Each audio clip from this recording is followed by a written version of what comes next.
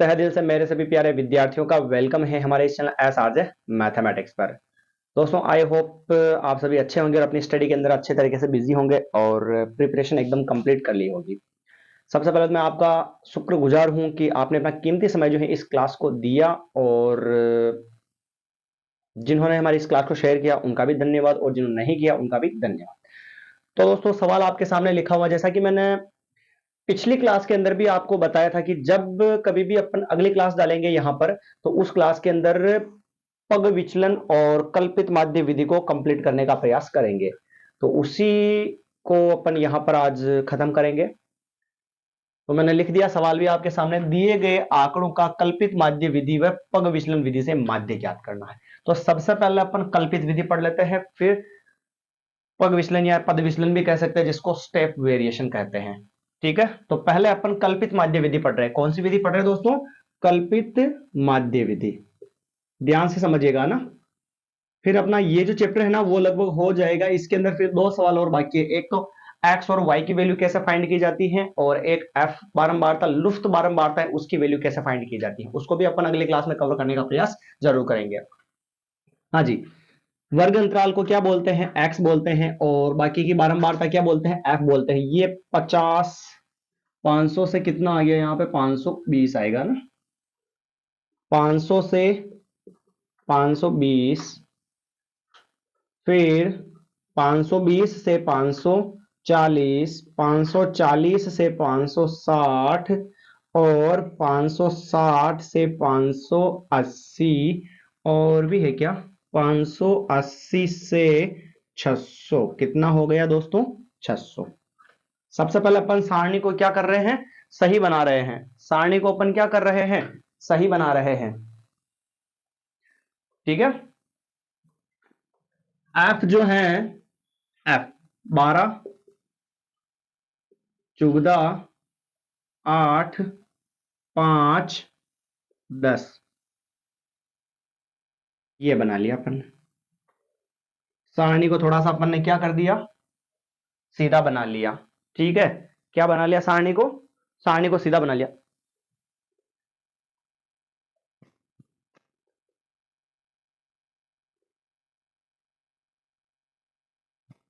हाँ जी, बात करते हैं सवाल की। तो 2 मिनट।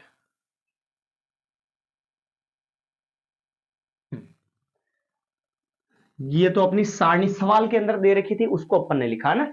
अब कल्पित माध्य विधि के लिए सबसे पहले हमें निकालना पड़ता है यहां पर, डियर स्टूडेंट, डी। और डी होता है x माइनस ए। डी का मान क्या होता है? x माइनस ए। और फिर निकालना पड़ता है हमें एफ डी। क्या निकालना पड़ता है दोस्तों? एफ डी निकालना पड़ता है। अब निकालेंगे सर कैसे? तो ये अभी निकाल लेते हैं अपन। ध्यान से देखिएगा ना, डी बराबर एक्स माइनस ए। ए कहां से उठाएंगे सर? ओ नो, अपन एक सारणी बनाना तो भूल ही गए पहले। एक और आएगा अभी, तो क्यों आएगा? ध्यान से देखिएगा। सबसे पहले x को भी तो सही बनाना पड़ेगा, फिर d बराबर x माइनस ए, फिर F of D. F of D बनाएंगे, है ना? कोई दिक्कत नहीं इसमें। तो ये तो आपको याद रखना। सर हमें पता कैसे चलेगा कि इतना सारा मेथड करना पड़ेगा माध्य विधि में, कल्पित में? तो उसका फॉर्मूला होता है कल्पित का, x बार बराबर सिग्मा, x बार बराबर a plus sigma F D बटेवा सिग्मा एफ, यानी डी चाहिए, और डी चाहिए तो डी के लिए ये प्रोसेस रहेगा। ठीक है, एक्स को सही बनाना है। सबसे पहले एक्स को सही बनाना है, तो मैंने बताया था दोनों को जोड़ के 2 का भाग दो, तो दोनों को जोड़ेंगे तो 1020 आएगा, और 1020 में अगर हम 2 का भाग देंगे तो कितना आएगा? 510 आ जाएगा। फिर वापस दोनों को जोड़ के 2 का भाग देंगे तो 530 आ जाएगा, फिर 550 आ जाएगा, फिर 570 आ जाएगा, फिर 590 आ जाएगा। ठीक है, 590 आ जाएगा यहां पर, कोई दिक्कत नहीं है। चलिए, अब d बराबर x माइनस एक कैसे ज्ञात करेंगे? तो जरा ध्यान से देखिएगा, हम जो x जो है ना उसमें ऊपर वाली छोड़ो, नीचे वाली छोड़ो, ऊपर वाली छोड़ो, नीचे वाली छोड़ दो, तो बीच में बचेगा ना, उसको क्या मान लो? ए मान लो, जो बीच में बचेगा उसको क्या मान लो, कल्पित मान मान लो। कल्पित मान क्या हो जाएगा हमारा यहां पर, ए हो जाएगा। कल्पित मान ए बराबर कितना आ जाएगा, 550 आ जाएगा। कल्पित मान कितना हो जाएगा, 550 हो जाएगा। आया समझ में कैसे माना, जो ऊपर वाली नीचे वाली, ऊपर वाली नीचे वाली, जो बीच में बचेगा वही कल्पित मान होगा। और दोस्तों अगर दो संख्याएं बच जाती है तो दोनों में से आपकी जो इच्छा हो, एज योर विश, किसी को भी आप कल्पित मान मान सकते हो। ठीक है, चलिए d बराबर x माइनस ए, एक्स में से a को घटाना है। इसमें x का मान कितना है, 510 है, माइनस a का मान कितना है, 550 है। लीजिए 550 में से 510 जाएगा तो कितना बचेगा, 40। बड़ी संख्या माइनस की तो क्या आ गया, माइनस। ऐसे ही वापस 530 माइनस 550 तो कितना आ गया, माइनस का 20। 550 में से 550 जीरो, वापस ऐसे ही तो अब डायरेक्ट लिख दूं मैं 20, और फिर क्या आ गया, 40 आ गया। इज दैट क्लियर यहां तक, कोई दिक्कत है क्या, कोई दिक्कत है यहां तक, नहीं है भाई। चलिए आगे बढ़ते हैं। 2 लाइन लिखे मैंने, समझा दी, बाकी भी ऐसे आंसर आ जाएगा यहां पर, कोई दिक्कत वाली बात नहीं होनी चाहिए। एफ और डी, यानी कि एफ को डी से गुणा करवा दो। 12 इंटू 4 कितने हो जाएंगे, माइनस का तो माइनस, एफ वाला ये, डी वाला ये, 12 इंटू 40, 480, 480 आ जाएगा। फिर इसको इससे गुणा करवाएंगे अपन, तो ये देखिए चुगदा की टेबल बोली 2 बार,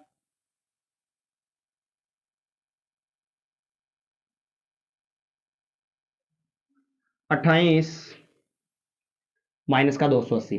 लीजिए वापस 8 को 0 से गुणा करवाएंगे 0, 6 को इससे गुणा करवाएंगे 120, और फिर इसको इससे गुणा करवाएंगे, कितने हो गए, 400। जरा से एक भी पॉइंट में भी गलती हो गई यहां पर, एक संख्या भी आगे पीछे हो गई तो अपना पूरा सवाल पानी में। आया समझ में। अब क्या करेंगे दोस्तों, माइनस माइनस वाली को अलग जोड़ दो और प्लस प्लस वाली को अलग जोड़ दो। चिन्ह किसका आ जाएगा, माइनस का। तो ये 400 और 500, 600, 700 कितना हो जाएगा, 760 हो गया। कितना हुआ, 760 हो गया। फिर इन दोनों को जोड़ते हैं तो 520 हो गया। अब इन दोनों को सॉल्व कर लेते हैं ना। सिग्मा एफ डी बराबर, बड़ी संख्या माइनस की तो माइनस, माइनस वाली संख्या में से इसको घटा दो तो 60 में से 20 जाएगा तो 40 बचेगा, और 7 में से 5 जाएगा, कितना बचेगा, 2 बचेगा। माइनस का 240 बच गया दोस्तों, कोई दिक्कत। फिर यहां पर जो है सिग्मा एफ लिखा हुआ वहां पे है ना, सिग्मा एफ, सिग्मा एफ मतलब एफ की जोड़ करनी है अपने को। कर लेते हैं भाई, 10 20 30, और 10 20 30, और ये 40 और 50। सिग्मा एफ की वैल्यू कितनी आ चुकी है, 50 आ चुकी है। यहां तक कोई दिक्कत नहीं है। एक बार वापस समझा दूं मैं आपको क्लियरिटी के लिए ना। एक्स और एफ ऐसे बनाया, फिर एक्स कैसे निकालते, पिछली जो अगर क्लास आपने देखी है तो उसके अंदर भी मैंने आपको बताया था कैसे सॉल्व करते हैं। दोनों को जोड़ के 2 का भाग दे दो, दोनों के जोड़ के 2 का भाग दे दो, वो एक्स का नया वैल्यू आ जाएगा।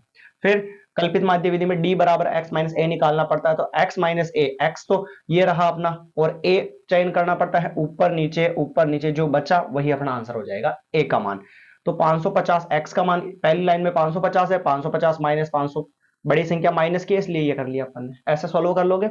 फिर एफ डी, एफ को डी से गुणा करवाते जाओ, ये हो गया। माइनस माइनस की को अलग जोड़ दो, प्लस प्लस की को अलग जोड़ दो, फिर बड़ी संख्या माइनस की तो माइनस, और बड़ी में से छोटी को घटा लिया, आंसर आ गया। कोई दिक्कत है क्या दोस्तों, नहीं है। आगे बढ़ते हैं। लीजिए सर, अब यहां पर x बार बराबर a, कल्पित मान कितना है, 550, तो ये हो गया 550। फिर plus sigma F D, sigma F D का मान माइनस का 240, ये माइनस का 240, फिर बटेगा में 2। सिग्मा एफ, एफ का मान कितना है यहां पर, 50 है, तो यहां पर कितना लिख दिया, 50 लिख दिया। 0 से 0 कट गया। एक्स बार बराबर 550 प्लस इंटू माइनस माइनस, और हो गए 24/5। तो ये एक्स बार बराबर 550 माइनस 24/5। 24 के अंदर 5 का भाग लगाना है, तो लगा देते हैं यहीं पर। कितना आएगा देखना ध्यान से, 5 4 20, 5 8 40। तो x बार बराबर घटाएंगे, 550 में से 4 घटाया तो 545 पॉइंट कितना आ जाएगा, 545, 545 545 2 मिनट है ना। 550 में से 4.8 घटाएंगे तो 545 पॉइंट क्या आ जाएगा, 2 आ जाएगा भाई। तो ये क्या हो चुका है, अपने सवाल का जो है कल्पित माध्य हमें प्राप्त हो चुका है। आंसर भी मैच कर लेते हैं कल्पित माध्य के कि वाकई में आंसर आए भी हैं या नहीं आए।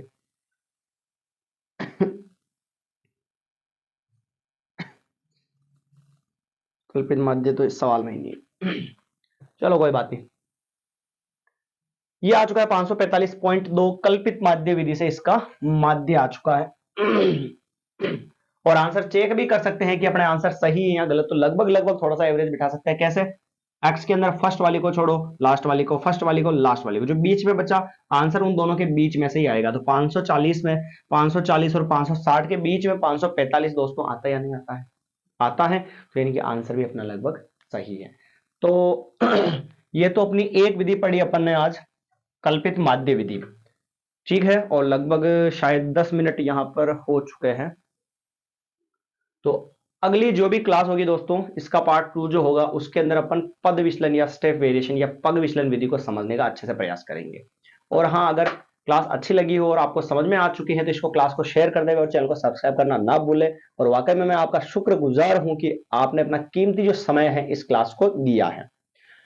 और अगर चैनल पर नए हैं दोस्तों तो पुरानी जितनी भी क्लासेस हैं उन सभी को जाकर देखें, और अच्छी लगती है उनको भी कमेंट करें और शेयर कर दें और चैनल को सब्सक्राइब कर दें। और जितने भी क्लास 9th के स्टूडेंट हैं उनको भी ये क्लास शेयर जरूर कर दें, क्योंकि वो भी अगले साल 10th में आने वाले हैं, तो उनके लिए भी फायदा है। और हाँ, अभी 9th में है तो भी कोई दिक्कत नहीं, क्योंकि जब आपके एग्जाम स्टार्ट हो जाएंगे तो फिर आप जो है आपका काम हो जाएगा यहाँ पर खत्म। फिर अपन यहाँ पर जो अपने 9th क्लास के मैथमेटिक्स के इंपॉर्टेंट प्रश्नों की क्लास डालने वाले हैं। धन्यवाद।